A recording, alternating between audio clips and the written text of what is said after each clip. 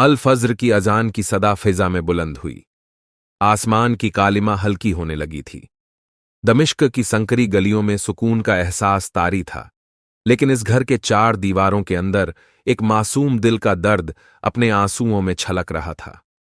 फातिमा के हाथ में वुजू का पानी अब भी टपक रहा था, लेकिन उसकी आंखों से बहते आंसू उससे ज्यादा तेजी से गिर रहे थे।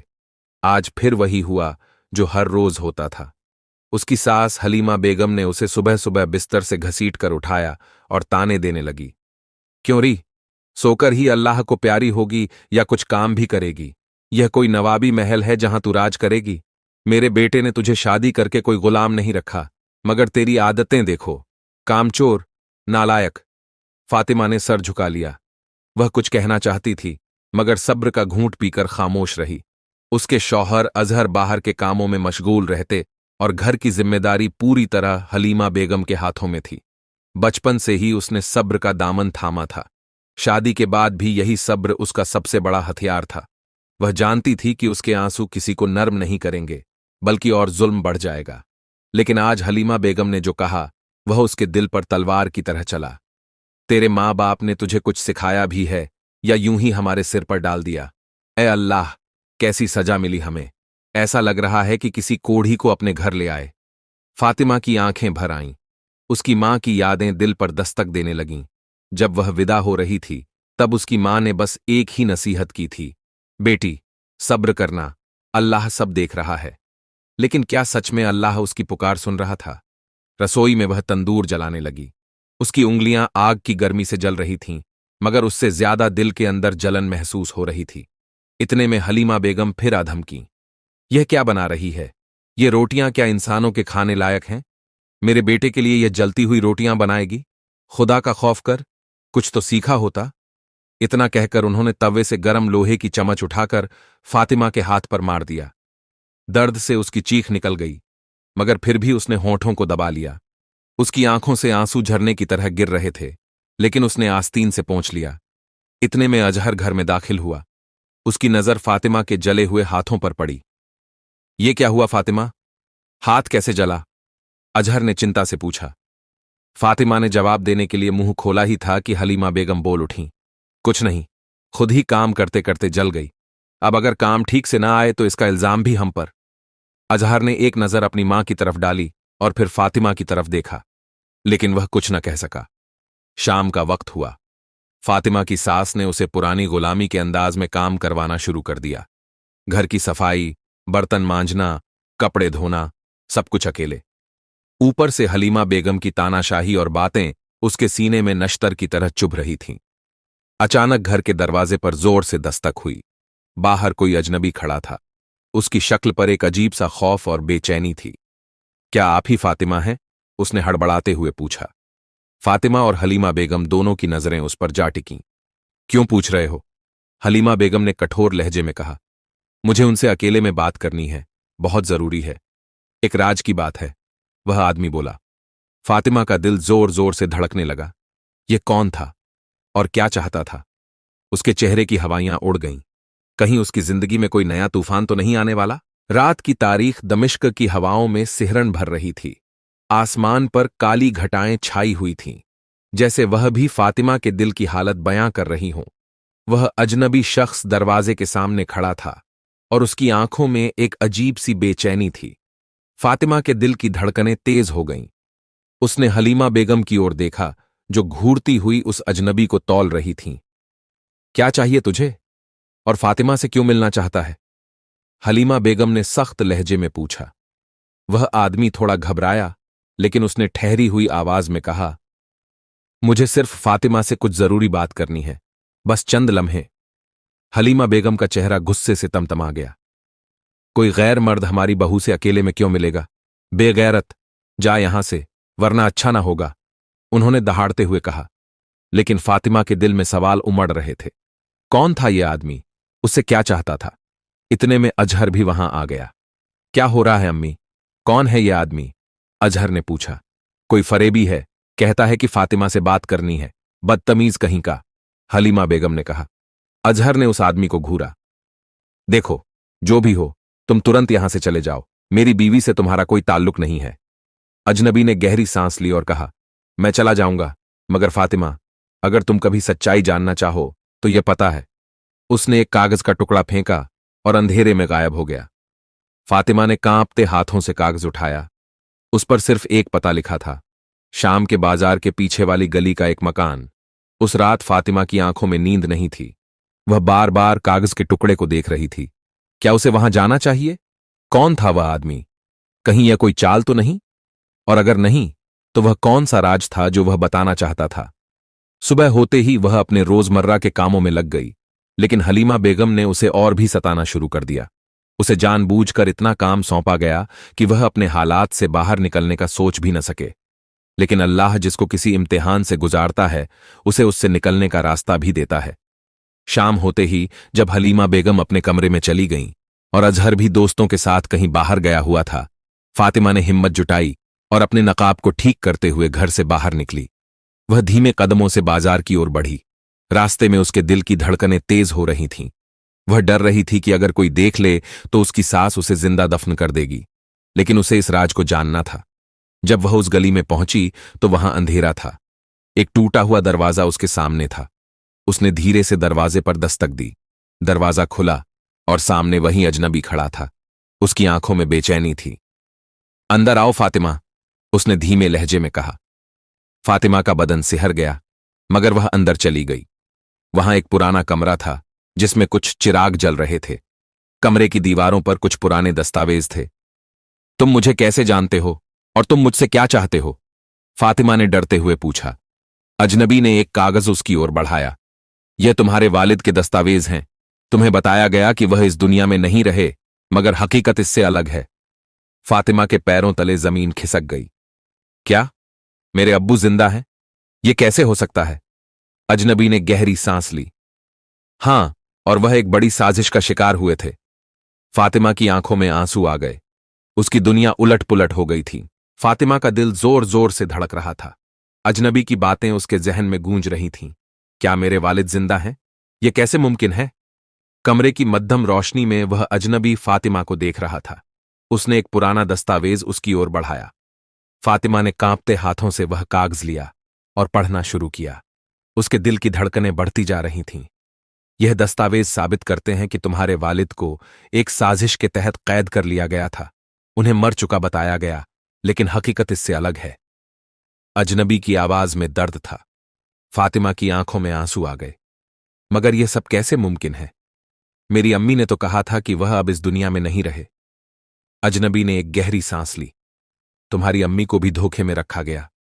यह सब तुम्हारी सास हलीमा बेगम की चाल थी। फातिमा के जिस्म में बिजली सी कौंध गई। क्या? यह नहीं हो सकता। अजनबी ने गंभीरता से कहा। सच्चाई कड़वी होती है, लेकिन यही हकीकत है। तुम्हारे वालिद को एक साजिश के तहत कैद किया गया ताकि उनकी जायदाद पर कब्जा किया जा सके।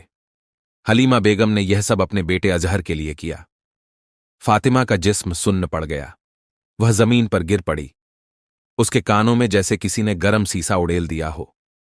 उसकी अपनी सास इतनी बड़ी साजिश में शामिल थी? उसने अपने वालिद को मरवा देने की साजिश की थी? फातिमा को अब इस घर में एक एक पल गुजारना मुश्किल लग रहा था। वह किसी तरह खुद को संभालते हुए घर लौटी। अंदर दाखिल होते ही हलीमा बेगम की कड़कती हुई आवाज सुनाई दी। कहां गई थी तू इतनी देर? क्या अब तू अपने मियां को धोखा देने लगी है? फातिमा ने अपने आंसू पोंछ लिए। वह चाहती थी कि चीख चीख कर हलीमा बेगम से पूछे कि उन्होंने उसके वालिद के साथ ऐसा क्यों किया, लेकिन अभी वह सही वक्त का इंतजार करना चाहती थी। रात भर वह सो न सकी। उसके जहन में अतीत की यादें उमड़ रही थीं। उसके वालिद कितने रहमदिल थे। कैसे वह अपनी बेटी को दुनिया की हर खुशी देना चाहते थे। लेकिन अब वह कहां थे? क्या वह सच में जिंदा थे? और अगर थे तो किस हाल में थे? अगले दिन फातिमा ने तय कर लिया कि वह इस साजिश का पर्दाफाश करके रहेगी, मगर वह यह नहीं जानती थी कि उसके लिए आगे की राह और भी मुश्किल होने वाली थी। जब वह सुबह रसोई में काम कर रही थी, तभी अजहर घर में दाखिल हुआ। उसके चेहरे पर गुस्सा था। फातिमा, मेरी अम्मी ने बताया कि तू रात को घर से बाहर गई थी। कहां गई थी? फातिमा ने एक पल के लिए सोचा कि क्या जवाब दे, लेकिन अब सच छुपाने का कोई फायदा नहीं था। मैं अपने वालिद के बारे में पता करने गई थी। अजहर की आंखें सिकुड़ गईं। वालिद? फातिमा, क्या पागल हो गई हो? तुम्हारे वालिद तो नहीं। फातिमा चीख पड़ी, वह जिंदा हैं और मैं उन्हें ढूंढ कर रहूंगी। हलीमा बेगम, जो पास ही खड़ी थीं, ने यह सुनकर चौंक कर फातिमा की ओर देखा। उनका चेहरा एक पल के लिए जर्द पड़ गया, लेकिन फिर वह संभल गईं। तू पागल हो गई है, यह सब झूठ है, तेरा दिमाग खराब हो गया है, उन्होंने चिल्लाकर कहा। लेकिन अब फातिमा किसी भी झूठ को मानने के लिए तैयार नहीं थी। फातिमा अब किसी भी तरह अपने वालिद तक पहुंचने का इरादा कर चुकी थी। वह जानती थी कि हलीमा बेगम उसे ऐसा नहीं करने देंगी, लेकिन उसे रास्ता निकालना था। उसी रात, जब घर के सारे लोग सो चुके थे, फातिमा ने चुपके से अपने कमरे का दरवाजा खोला। उसके कदमों में एक नया हौसला था। वह उस अजनबी से मिलने दोबारा निकल पड़ी। जब वह पहुंची तो अजनबी पहले से ही वहां मौजूद था। उसके हाथ में कुछ और दस्तावेज थे। तुम आई, मुझे यकीन था। देखो, ये सबूत हैं कि तुम्हारे वालिद को एक खुफिया जेल में रखा गया है, अजनबी ने कहा। फातिमा ने कांपते हाथों से कागजात देखे। यह सच था, उसके वालिद जिंदा थे। अब हमें क्या करना होगा? उसकी आवाज में मजबूती आ चुकी थी। अजनबी ने गहरी सांस ली। हमें पहले सबूत इकट्ठे करने होंगे और फिर सही वक्त पर यह सच सामने लाना होगा। फातिमा अब पूरी तरह तैयार थी। उसे हर हाल में अपने वालिद को वापस लाना था। फातिमा की आंखों में एक नई उम्मीद की किरण जाग उठी थी, मगर उसके दिल में बेचैनी बढ़ती जा रही थी।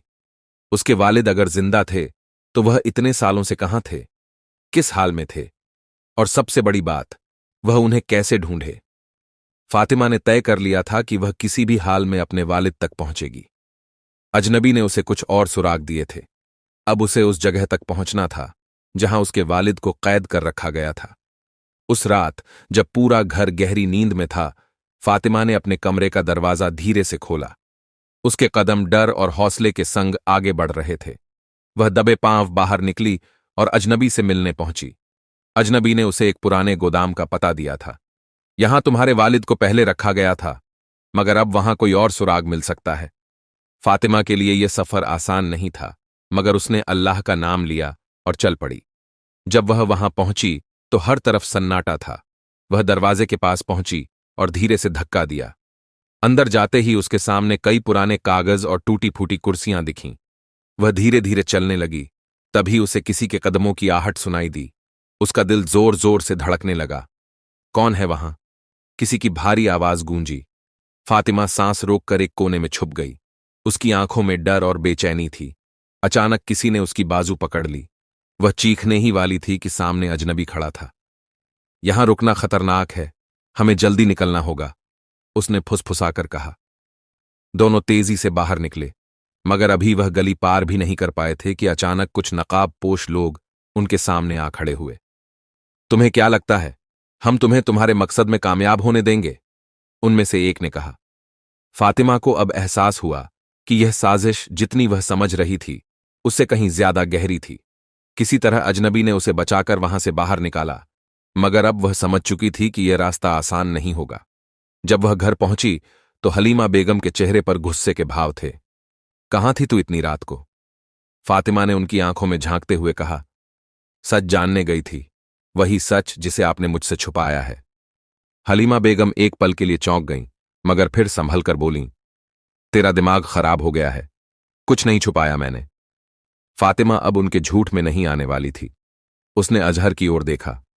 अजहर, क्या तुम जानना नहीं चाहोगे कि तुम्हारे वालिद के साथ क्या हुआ था? अजहर ने उलझी हुई नजरों से उसे देखा। तुम कहना क्या चाहती हो फातिमा? मैं कह रही हूं कि तुम्हारी अम्मी ने हमसे एक बहुत बड़ा सच छुपाया है। हमारे वालिद जिंदा हैं, अजहर। फातिमा की आवाज कांप रही थी। हलीमा बेगम ने तेजी से कहा, झूठ, ये सब झूठ है, इस औरत की बातों में मत आओ अजहर। मगर अब अजहर की आंखों में भी शक उभरने लगा था। अगले दिन फातिमा और अजहर ने मिलकर उन दस्तावेजों को देखने का फैसला किया जो अजनबी ने दिए थे। जैसे जैसे अजहर ने उन्हें पढ़ा, उसकी आंखें फैलती गईं। यह सब क्या है? वह बुदबुदाया। ये सबूत हैं कि हमारे वालिद को जबरदस्ती कैद किया गया था, फातिमा ने कहा।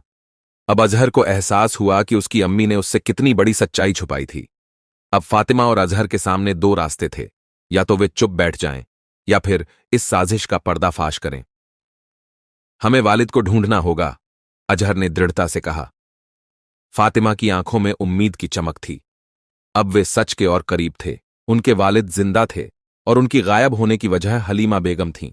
मगर सवाल यह था कि वह उन्हें ढूंढें कैसे। दस्तावेजों से यह साफ था कि उन्हें एक खुफिया जगह पर रखा गया था, लेकिन वह जगह कहाँ थी?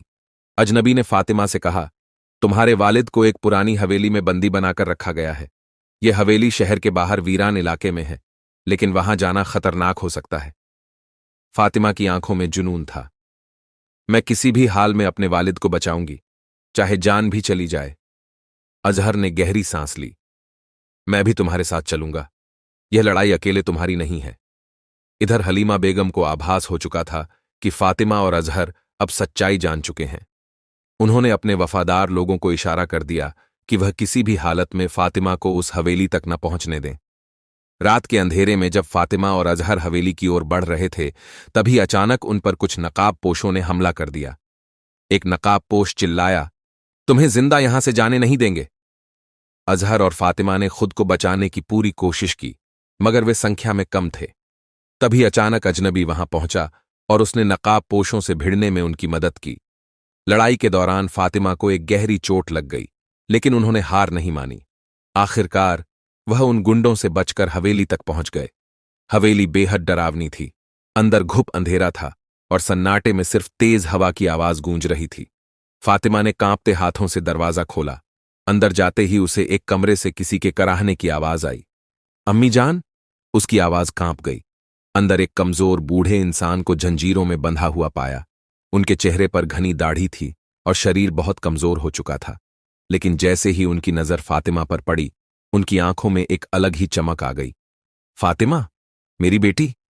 उनकी आवाज धीमी लेकिन भावनाओं से भरी हुई थी। फातिमा की आंखों से आंसू झरने लगे। अब्बू जान! अजहर ने जल्दी से जंजीरें तोड़ दीं। फातिमा अपने वालिद से लिपट गई। इतने सालों का दर्द और इंतजार उस एक लम्हे में बह गया, लेकिन खेल अभी खत्म नहीं हुआ था। जैसे ही वे हवेली से बाहर निकले, हलीमा बेगम अपने कुछ आदमियों के साथ वहां खड़ी थीं। उनके चेहरे पर गुस्सा और घबराहट का मिला जुला असर था। तूने मेरी साजिश पर पानी फेर दिया फातिमा, लेकिन मैं तुझे और तेरे वालिद को जिंदा यहां से नहीं जाने दूंगी। हलीमा बेगम चीखीं। अजहर ने आगे बढ़कर कहा, अम्मी, आपने हमें इतने सालों तक धोखे में रखा, हमारे वालिद को कैद कर रखा था। आप कैसी मां हैं? हलीमा बेगम की आंखों में नफरत थी। मैंने जो किया अपने बेटे के लिए किया। अचानक पुलिस की गाड़ियां वहां पहुंच गईं। अजनबी ने पहले ही पुलिस को खबर कर दी थी। हलीमा बेगम और उनके गुंडों को गिरफ्तार कर लिया गया। फातिमा और अजहर ने अपने वालिद को घर लाकर उनकी देखभाल शुरू की। अब सब कुछ बदल चुका था। सब्र का इम्तिहान खत्म हुआ और सच्चाई की जीत हुई। फातिमा और अजहर के लिए ये रात बहुत भारी थी। उनके वालिद सालों की कैद से आजाद हो चुके थे, मगर उनकी सेहत बहुत खराब थी। उनका शरीर इतना कमजोर हो चुका था कि वह ठीक से खड़े भी नहीं हो पा रहे थे। फातिमा और अजहर उन्हें सहारा देकर घर ले आए। जब वह घर पहुंचे तो वहां एक अजीब सा सन्नाटा था। नौकर चाकर सहमे हुए थे। हलीमा बेगम अब उस ताकतवर औरत की तरह नहीं दिख रही थीं, जो हमेशा दूसरों को अपनी मर्जी से नचाती थीं। वह एक हार चुकी इंसान थीं, जिनकी दुनिया उजड़ चुकी थी। फातिमा ने उन्हें देखकर एक गहरी सांस ली। अब क्या बचा है आपके पास, हलीमा बेगम? हलीमा बेगम की आंखों में आंसू थे, मगर उनमें अब भी एक आखिरी उम्मीद झलक रही थी। अजहर, बेटा, मुझे माफ कर दो। मैंने जो कुछ भी किया वो सिर्फ तुम्हारे लिए किया था। मैं नहीं चाहती थी कि तुम्हारे अब्बू तुम्हारी जिंदगी में लौटें। मुझे डर था कि वो तुम्हें मुझसे दूर कर देंगे। अजहर का दिल टुकड़े टुकड़े हो गया। वह अपनी मां को बेहद चाहता था, मगर उनके गुनाह इतने बड़े थे कि उन्हें नजरअंदाज नहीं किया जा सकता था। अम्मी, आपने एक मासूम इंसान को सालों तक कैद रखा, मेरी बीवी पर जुल्म किए और झूठ के सहारे अपनी हुकूमत चलाई। आप चाहती थीं कि मैं आपको माफ कर दूं? हलीमा बेगम सिसकने लगीं। बेटा, मां हूं तुम्हारी, मां से इतनी नफरत मत करो। फातिमा ने आगे बढ़कर कहा, सब्र का असली इनाम अल्लाह देता है।